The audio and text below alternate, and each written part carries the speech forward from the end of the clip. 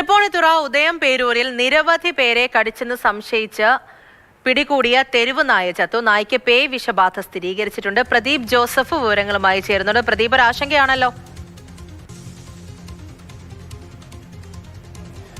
പൂജ, ശനിയാഴ്ചയാണ് തൃപ്പൂണിത്തുറയ്ക്കടുത്ത് Udayamperoor Puthiyakavu MLA road ഭാഗത്തിന്റെ അതിർത്തി മേഖലകളിലും ഉദയഗിരി ഭാഗത്തുമൊക്കെ തെരുവുനായ ഏതാണ്ട് 7 പേരെ കടിച്ചത്.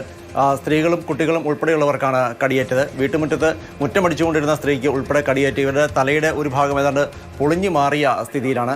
ഇത്തരത്തിൽ കടിച്ചത് എന്ന് കരുതുന്ന നായയാണ് ശനിയാഴ്ച ഉച്ചയോടുകൂടി ആനിമൽ റെസ്ക്യൂ കൊച്ചി പ്രവർത്തകരും മിഷൻ റാബീസ് കൊച്ചി പ്രവർത്തകരും ഒക്കെ ചേർന്ന് പിടികൂടി റെസ്ക്യൂ സെന്ററിലേക്ക് കൊണ്ടുപോകും വഴി ഈ നായ ചത്തുപോവുകയായിരുന്നു.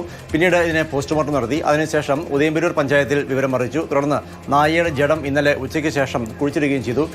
ഈ നായ തന്നെയാണോ ഇവരെ കടിച്ചതെന്ന് 100% ഉറപ്പ് പറയാറായിട്ടില്ല. എങ്കിൽ പോലും ഈ നായ തന്നെയാണ് കടിച്ചത് എന്നുള്ളതാണ് ഒരു പ്രാഥമിക നിഗമനം. ആ ഒരു സംശയത്തിന്റെ അടിസ്ഥാനത്തിലാണ് തെരുവുനായയെ പിടികൂടുകയും ചെയ്തത്. പൂജ പറഞ്ഞതുപോലെ ഈ തെരുവുനായ ചാവുകയും ഇതിനെ പേവിഷബാധ സ്ഥിരീകരിക്കുകയും ചെയ്തതോടെ വലിയൊരു ആശങ്ക തന്നെയാണ് ഉയരുന്നത്. നായയുടെ കടിയേറ്റ 7 പേരും പ്രാഥമിക കുത്തിവയ്പ്പുകൾ അടക്കം എടുത്തിട്ടുണ്ട്. അടുത്ത ദിവസങ്ങളിലും കുത്തിവയ്പ്പിന് ചെല്ലണമെന്ന് ഇവരോട് പറഞ്ഞിട്ടുമുണ്ട്. പക്ഷേ ആശങ്കയ്ക്ക് അപ്പോഴും അറുതിയാവുന്നില്ല. പല പ്രദേശങ്ങളിലും ഇപ്പോഴും ധാരാളം തെരുവുനായകൾ അലഞ്ഞു തിരിയുന്നുമുണ്ട്. ഇതൊക്കെയും ആശങ്ക വർദ്ധിപ്പിക്കുകയും ചെയ്യുന്നു.